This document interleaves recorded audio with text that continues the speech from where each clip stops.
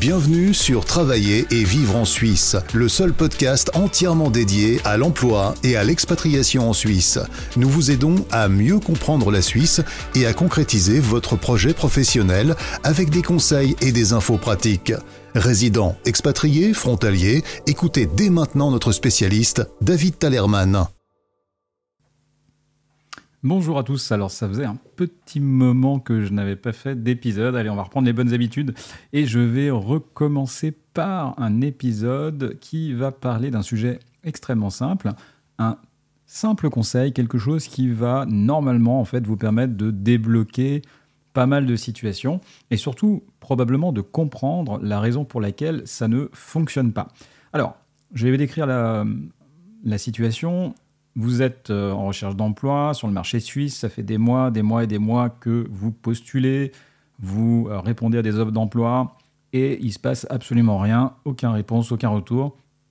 Et là, vous commencez évidemment à vous poser quelques questions et même parfois, je dirais, si vous êtes étranger et que, par exemple, dans votre pays, vous êtes plutôt sollicité, eh bien, malgré tout, côté suisse, il ne se passe rien. Alors, l'idée, et en tout cas, c'est la manière dont moi je travaille avec mes clients, c'est déjà d'essayer d'identifier le problème et de se dire qu'est-ce qui se passe. Là, en l'occurrence, il y a plusieurs possibilités pour expliquer ce phénomène.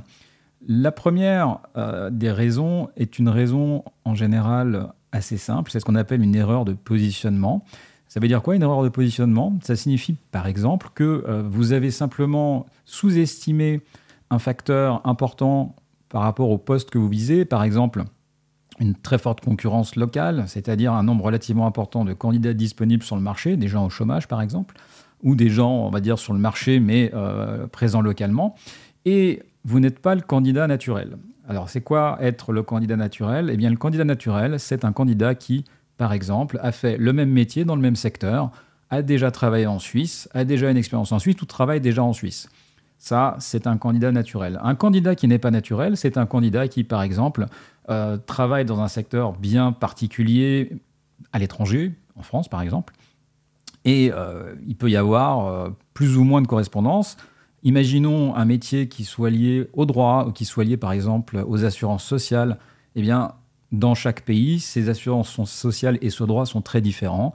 De fait, même si vous avez une belle expérience côté France, le fait de postuler en Suisse fait de vous un candidat qui n'est clairement pas naturel. C'est-à-dire que si on vous prend et qu'on vous met en poste, vous n'êtes clairement pas opérationnel immédiatement.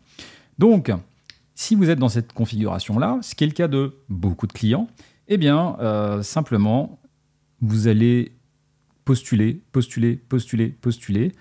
dans un contexte et un canal qui est donc les offres d'emploi extrêmement concurrentielles. Et à partir du moment où, en tant que recruteur, quand on fait donc des campagnes de recrutement, on se retrouve avec un nombre important de candidats, on a le choix, et à partir du moment où on a le choix, eh bien simplement, on ne va pas prendre le candidat le plus exotique. Si on a le choix entre 5 candidats, 4 qui sont parfaitement dans le tir et un qui est justement un candidat que j'appelle exotique, c'est-à-dire qui n'est pas un candidat naturel, eh bien il est absolument rare qu'on prenne ce candidat-là, on va plutôt prendre les autres. Donc, il est probable que vous soyez dans cette situation-là. Et si vous ne le comprenez pas, vous pouvez envoyer 5000 CV supplémentaires. Ça ne changera rien à votre problématique. C'est-à-dire que vous allez vous user, vous allez augmenter la cadence. Vous allez vous dire, tiens, je vais quand même y arriver. Et en fait, ça ne va pas changer grand-chose. Vous aurez peut-être un tout petit peu plus d'opportunités. Mais la différence entre l'énergie déployée et le résultat sera extrêmement faible. Donc en clair, cette erreur de positionnement, c'est un problème de canal, c'est-à-dire que vous employez le mauvais moyen pour toucher les entreprises. Alors, les solutions, ça dépend des candidats, ça dépend de votre profil, ça dépend de votre métier, donc c'est difficile de faire, comme on dit, du one size fits all, mais probablement, il faut regarder du côté des candidatures spontanées, peut-être aussi, bien sûr, de tout ce qui est informel, donc LinkedIn et le réseautage. J'attire votre attention, entre parenthèses, que LinkedIn et réseautage, c'est pas la même chose. L'un est l'outil de l'autre. Peu importe, on en reparlera dans un autre post si vous voulez. Mais quoi qu'il en soit, voilà, je vous ai déjà donné une piste. Et normalement, rien qu'en changeant cette chose-là, eh bien, ça peut en effet améliorer un certain nombre de choses et en tout cas améliorer vos probabilités de décrocher un entretien. Autre possibilité, deuxième possibilité, et évidemment c'est la possibilité que tout le monde a en tête, c'est le CV qui n'est pas bon. Alors, le CV pas bon, moi je lis beaucoup de choses sur LinkedIn notamment, avec un certain nombre de charlatans qui vous disent « Ah, le CV, il y a un format de CV suisse, etc. » Bon, moi ce que je vous dis, c'est qu'il n'y a pas de format de CV suisse, il y a juste des attentes de recruteurs qui sont en effet spécifiques, et bien sûr ça va influencer le contenu du CV, mais c'est plus une question de contenu qu'une question de format. D'accord, voilà. Après, vous oubliez aussi les ATS. Hein, souvent, on va en plus vous vendre un package ATS pour vous dire attention, je vais faire en sorte que votre CV soit bien compatible ATS.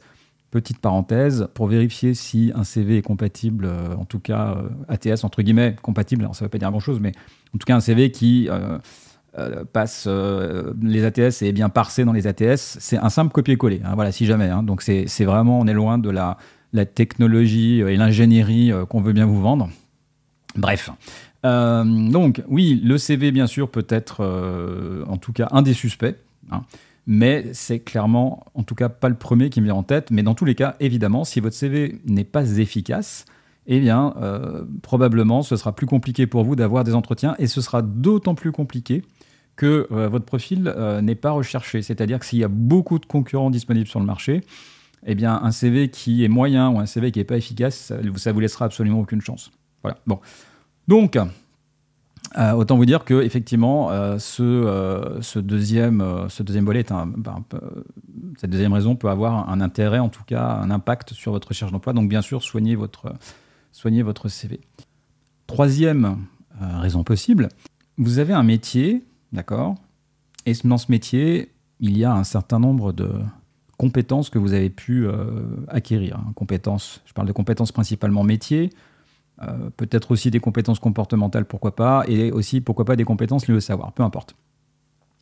Ces compétences métiers, en fait, c'est la raison pour laquelle on vous achète. À partir du moment où ces compétences ne sont pas lisibles, ne sont pas identifiables dans vos différents documents, à partir du moment où vous n'êtes pas en mesure finalement de les mettre en avant, de les formaliser, eh bien sachez que ça peut être en effet là également un frein assez important dans l'analyse finalement de votre candidature, et ça peut avoir un impact. Alors évidemment, tout ceci se traduit sur le CV, hein, on est d'accord, mais c'est aussi très souvent un des problèmes qu'on peut retrouver dans la lecture notamment d'un CV, et qui peut engendrer en tout cas une vraie longueur dans la recherche d'emploi.